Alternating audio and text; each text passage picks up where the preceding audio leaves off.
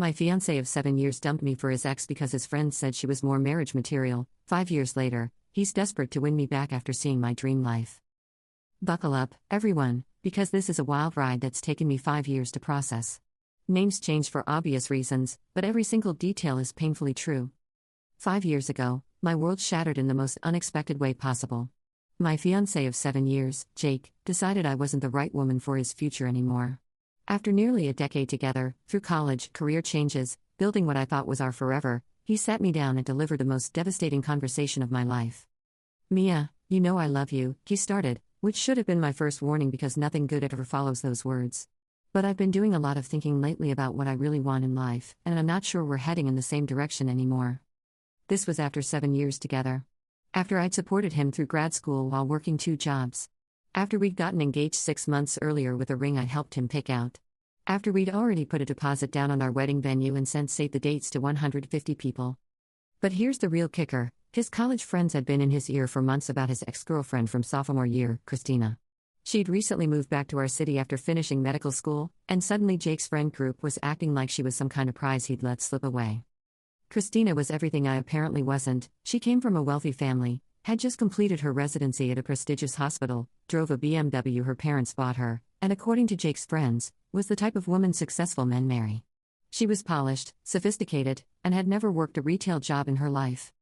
Meanwhile, I was a graphic designer who'd worked my way up from freelancing to a small agency, still paying off student loans, and drove a Honda Civic I'd bought used. I wasn't glamorous or connected, just someone who loved Jake unconditionally and thought we were building something beautiful together. Jake, the absolute coward, went along with his friend's campaign entirely. He told me he'd realized we had different life goals and that maybe we'd gotten engaged too young.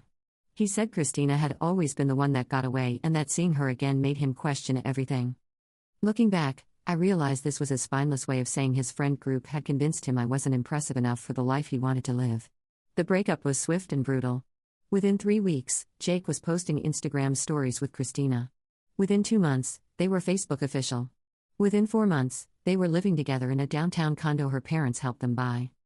I watched from the sidelines as my entire future crumbled. We'd talked about marriage, obviously, since we were engaged.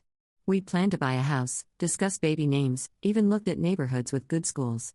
I thought I was 6 months away from becoming Mrs. Jake Morrison. The worst part was how his friend group acted like I'd never existed. These were people I'd spent countless weekends with, who'd been invited to our engagement party, who'd known me for years. Suddenly, I was completely erased from their social circle. His best friend Ryan, who'd been planning to be our best man, blocked me on social media. His college roommate Matt, who'd asked me to help him propose to his own girlfriend the year before, acted like we'd never met when I ran into him at the grocery store. It was like 7 years of my life had been completely deleted. I was devastated. Completely and utterly broken. I spent the first 2 months basically living on takeout and wine, crying myself to sleep most nights. My sister kept telling me to move back home to Portland, that staying in the same city as Jake was just torturing myself. But something stubborn in me refused to run away. Instead, I got angry. Really, genuinely angry. I'd always been passionate about design, but during our relationship, I'd played it safe with steady agency work while Jake pursued his MBA.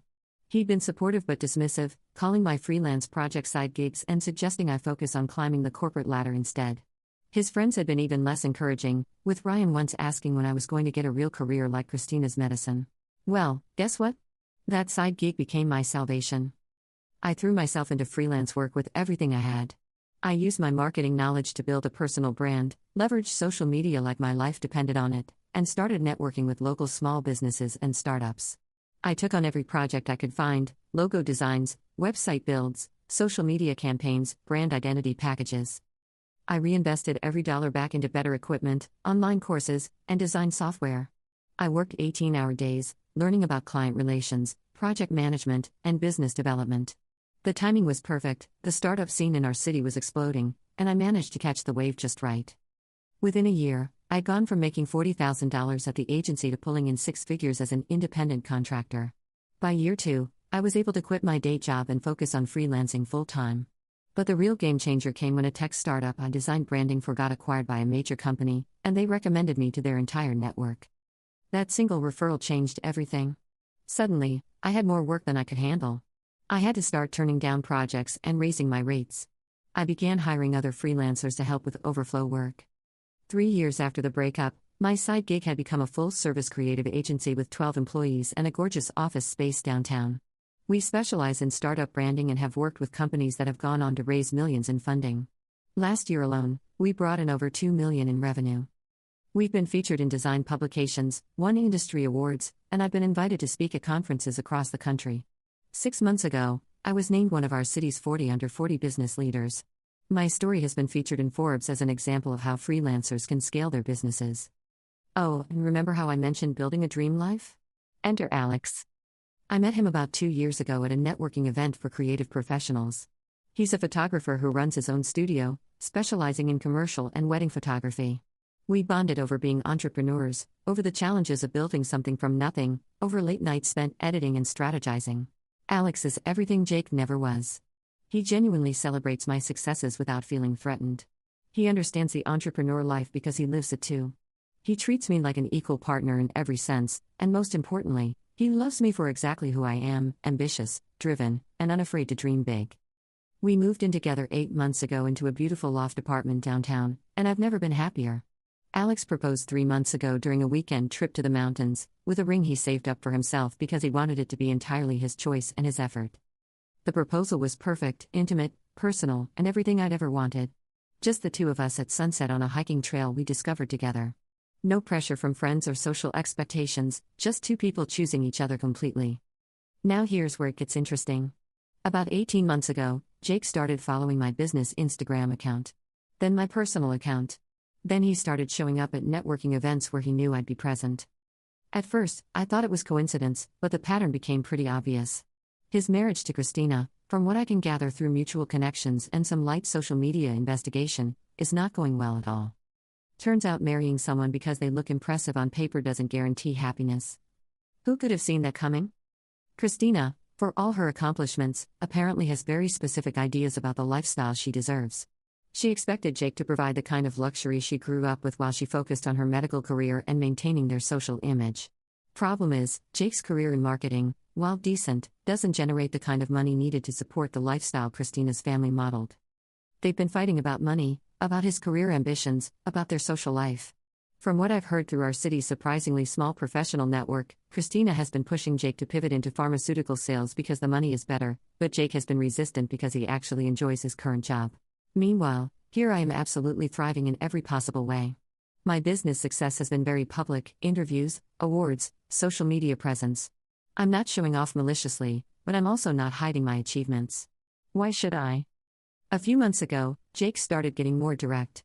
He began commenting on my business posts, liking old personal photos, sending DMs that started as congratulations on your success and gradually became more personal. I mostly ignored them, but Alex and I would laugh about how transparent he was being. Then 2 months ago, things escalated dramatically. Jake showed up at my office building and somehow talked his way past security. When my assistant told me someone was there to see me, I assumed it was a potential client or vendor.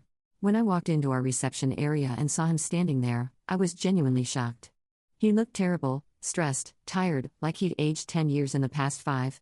His usually perfect hair was messy, his clothes were wrinkled, and he had dark circles under his eyes. "Mia, we need to talk," he said, his voice shaking slightly. I was professional but cold.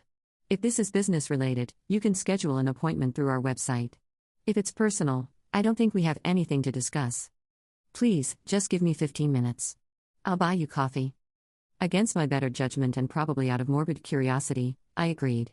We went to a neutral coffee shop down the street, and that's when he completely lost it. He told me that leaving me was the biggest mistake of his life. That he'd never stopped loving me. That marrying Christina was a huge error in judgment and he'd been miserable for years. He said he'd been following my success and was so proud of what I'd accomplished, and seeing how happy I looked in my photos was destroying him. "I should have fought for us," he said, getting emotional. "I should have told my friends to back off. You were always the one, Mia. You still are." I sat there completely stunned. Part of me, a very small, petty part, felt vindicated. The girl who wasn't marriage material had built something incredible while his perfect wife was making him miserable. But mostly, I just felt sad for him. "Jake," I said quietly, "you made your choice. You chose your friend's approval over our relationship. You chose someone you barely knew over someone who loved you unconditionally. And now you want to undo that because it didn't work out the way you planned?" He started crying. actually crying in the middle of a busy coffee shop. "I know I messed up," he said. "I know I don't deserve another chance. But we were so good together, Mia. We could be good again." "We were good together," I agreed. "But that person, the Mia who would have done anything for you, who would have forgiven you anything, she doesn't exist anymore. You made sure of that when you walked away." I told him about Alex, about how genuinely happy I was, about how I built the life I loved without him. I watched his face crumble as I described what real partnership looked like, what it felt like to be with someone who chose me every day. That's when he got desperate. "He doesn't know you like I do," Jake argued. "We have history. We have shared experiences. What we had was special. What we had was real," I said. Past tense. "What I have now is also real, and it's better because it's built on respect and genuine partnership, not convenience and comfort." He left that conversation completely devastated, but I thought that would be the end of it. I was wrong. Over the past 2 months, Jake has been on an all-out campaign to win me back. He sent flowers to my office, I donated them to a local women's shelter. He's written long emails about how sorry he is and how he wants to make things right. I've set up a filter that sends them straight to spam. He's even reached out to my college friends, asking them to put in a good word for him. Most of them have told him to leave me alone, but a few have mentioned his messages to me with concern. The most ridiculous incident happened 3 weeks ago. Alex and I were having dinner at a trendy restaurant downtown when Jake appeared at our table out of nowhere. "Mia, I need to talk to you," he said, completely ignoring Alex's presence. Alex, bless him, stayed calm but firm. "I think you need to leave," he said politely. "This doesn't concern you," Jake snapped, which was exactly the wrong thing to say. I stood up immediately. "Actually, it absolutely concerns him. Alex is my fiancé, and you're disrupting our dinner. You need to leave now." Jake looked back and forth between us, and I could see him noticing the engagement ring on my finger for the first time. His face went completely white. "You're engaged?" he whispered. "Yes, and we're very happy. Please respect that and leave us alone." He stood there for another moment looking completely lost before the restaurant manager came over and escorted him out. Alex handled the whole situation with incredible grace, but I could tell he was bothered by Jake's behavior. That night, we had a long conversation about boundaries and next steps. Alex has been incredibly supportive through all of this. He's never asked me to stop talking about Jake or made me feel like my past was a threat to our future. The final straw came last week. Jake called my business line during office hours and somehow got transferred directly to me. He was clearly intoxicated, rambling about how his marriage was falling apart and how Christina had given him an ultimatum about his career. "I see your face everywhere," he slurred. "In magazines, online, at events. You're so successful, so beautiful, so perfect. I threw away perfection for what? For someone who doesn't even understand me." "Jake, you need to stop this," I said firmly. "You need to get help, and you need to leave me alone. I'm going to hang up now, and if you contact me again, I'll be forced to take legal action." "Legal action?" He laughed bitterly. "Against what? Loving you? Wanting you back?" "Against harassment," I said clearly. "This stops now." I hung up and immediately called my lawyer. We're now documenting everything in case we need to pursue a restraining order. But here's the thing that really gets me, his friends have now started reaching out too.